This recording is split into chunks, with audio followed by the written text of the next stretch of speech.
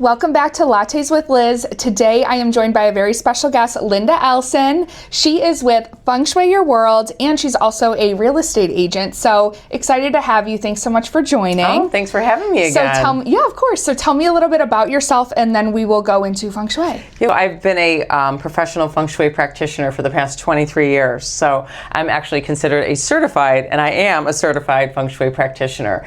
And I got into it because I had been living in New York City, and I had relocated back to Buffalo, and I took a job in international marketing, and a friend of mine had given me a book on Feng Shui, and I thought, a Chinese cookbook for my new job. I really knew nothing about, Feng Shui, and it was all about the basics of, setting up your office, having a commanding view of your space, having an inspiring picture in front of you, and I just kind of did the ABCs of what to do. And I remember they were talking about how clutter's bad, and I remember I did the interview, and a few weeks later I came into my new office, and it was like all of an 8x10 box, very, very modest. But there were all of these like seas of boxes around me, and I'm like, oh my gosh, they weren't there during the interview. And this is like a long time ago. So it was like all these little press clippings of the different, companies we were working with. And I'm like, okay, that has to go. I'm coming onto the weekend and, powering it out. Well, I was doing business with about 75 different people at the time in that office, but I certainly didn't make an announcement. And this is kind of pre-email even. Okay, I'm really dating myself here.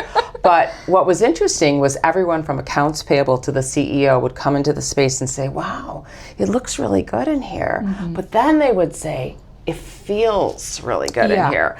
And then brace yourself, over the course of the next 3 months, I'd gotten something like, 2 or 3 job promotions and about the same amount of pay increases. Corporately that made no sense, but I'm like, okay, I'll take it. And oh my gosh, there must be something to this Feng Shui. Yeah. So I just started reading every book that I could, under the sun. Again, we had bricks and mortar bookstores.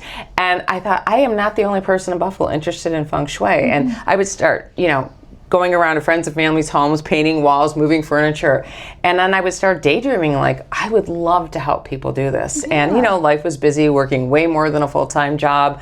And you learn Feng Shui from masters. So one of my friends who was a research librarian at the University of Buffalo, like you name the topic, she's researching it. And she said, do you know that there's this Feng Shui master in downstate New York, and he's starting a new training program. And I met him, and there's different styles of Feng Shui, and I didn't necessarily think it was a fit. And he's like, you know what? I want you to come for one weekend and see what you think. And if you don't like it, that's it. Yeah. And I was hooked instantly. Oh, and I don't know, 23 years later, I love that. Here we are. Yeah. So tell us a little bit about what the art of Feng Shui is. Yeah. So Feng Shui is considered an art and science of placement, and it's a process to create balance and harmony in a space.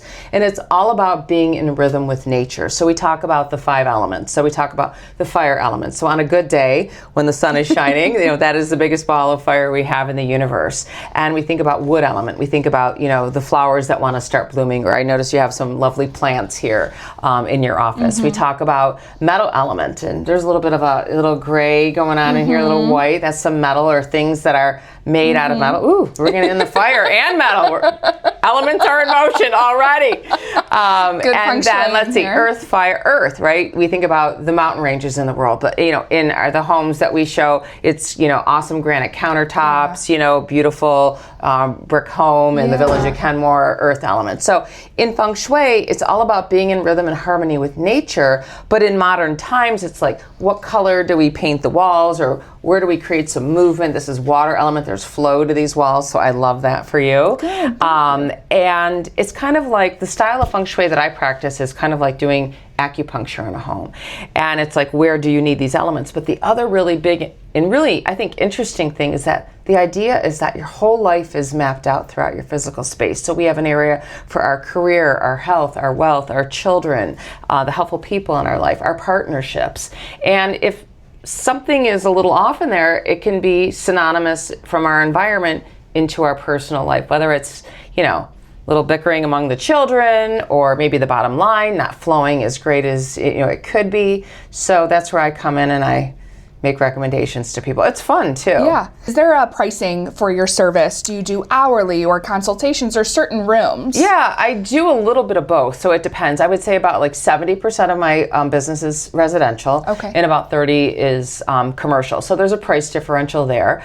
And I've customized it where my most popular service these days is called a Feng Shui walkthrough. So within a 2-hour period of time, your average, I'd say average size home in Buffalo, maybe like 2,500 square feet or so. It's a 2-hour walking and talking, me making recommendations room by room, notes, what I think you should do. And it starts off with, you take a compass reading, and this is the style of Feng Shui that I practice. It's called traditional classical form Feng Shui. So we look at the direction a house faces, and then we look at the year that the house was built, the dates of any renovations or changes, and then it's a formula that I work with, so specific to your home, where do you need your earth, your fire, your metal, your water, your wood. And then if people want something more involved, I can do written reports, or sometimes people are, just did a new build, or they remodeled and they want a retainer. So it's like I go shopping with them, so there's all different levels that you can do. Or, some of my longest clients have been students, and they show up in, my classes every year that I teach around the time of the annual energy. And so it's like, it's scaled for a little bit of something for everyone. I love that. Is there a certain room or, that you find maybe a client needs to focus on, what room would you say is most important in a home? That's a great question, because I always think about when people move into a new home, like what do they work on first? In my opinion, it's the bedroom. And it's the bedroom because, right, on a good night, on average, we all sleep about 8 hours a night, knock on wood if we can get it in, right? And then that quality of sleep, and it can be affected by how is the environment. Does it have good feng shui or not? Then it impacts the rest of our day, our life, etc. And then, so to me, you set that up first and then go and set up the living room, etc. I mean, I think a lot of people they want to set up the living room because when the friends and family come over and visit, but it's actually your own personal bedroom. That's great. So it is the year of the horse. We just celebrated our Lunar New Year. We did. And you reminded me with my envelope that you so graciously gave me. So does the Lunar New Year have any effect on Feng Shui arts? Or are there certain things to focus on? Yeah, it really does. So we are in the year of here we go, I will hold it up. The fire horse. Very fiery year. Okay. Whether you practice Feng Shui or not, you can probably pick that up in the world. But there's a total of 12 zodiac animals. We are in the year of the horse, and it's considered a fire horse. And remember the elements in your home, your earth, your fire horse, and it's considered a yang fire horse. So we talk about yin and yang in Feng Shui, so the masculine, the feminine. This is a very male energy, going for the gusto. So that's the thing, is one of the things in the year is you really can go for the gusto.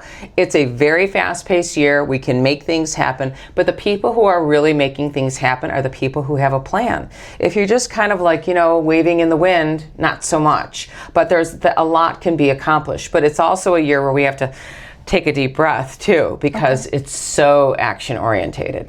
And I will also say that the horse is associated with the South. So the South is the sector for, we'd say, fame and reputation. So I have to say to you, I think that your fame and reputation sector, there must be something going on, right? Because you just got a very distinguished award, being acknowledged as the agent of the year. Thank you. Right? It's the Tonawanda right here office. So, but that's very fitting. And I want to say it was always a sector that people are when I always ask about their goals or what they want to work on, over the years people would say, I don't want to be famous or anything like that. But the idea of your fame and your reputation, in my opinion, has really been enfolded into mainstream society, especially in the last few years, and the rise of social media. We have a lot of stars out there, right? And however many likes you get or views, I mean, that contributes to different things. Absolutely. So whether you love it or not, it's there, and it's become a very prominent sector. And in certain parts of the world, that's always been revered as the South is it. It's about wealth and it's about success. Awesome. Yeah. And is there anything specific that I should do with the there's a couple things you could do. So with the red envelope, so the tradition of the Lunar New Year is that, and it doesn't matter that, it ended about a little less than a month ago. But you put money in your red envelope. Okay. So you'd want to put an even amount. And 8 is always considered a number of prosperity. Okay. And then you will put this in your wallet and you will put it behind, if you have a 20, a 10, whatever. Or you can get out a little compass and identify where is the southeast in your home or in your business. And the southeast is very invigorated by colors like red and pink, the bright, I love the red that you're wearing too. And then, yeah, I'm wearing it today. It's also one of my power colors. We could have a discussion about power colors and elements sometime. Part two. But also plants. So like a red envelope and a great potted plant in the southeast, or a red pot. One of my colleagues at my Hunt Amherst office just sent me a picture of her red pot that she picked out. But it's the idea about growth and vitality. And that's the thing. It's like, you can't miss the energy of the year, but we also have to energize our home. So one of my easiest and greatest tips are open the blinds, open the draperies, let the sun shine in, and invigorate your home. Awesome. Linda, thank you so much for joining. I hope to have you on again. Thank you. This is Lattes with Liz. If you guys have any questions, Linda's info is going to be in my bio. So thanks again for joining.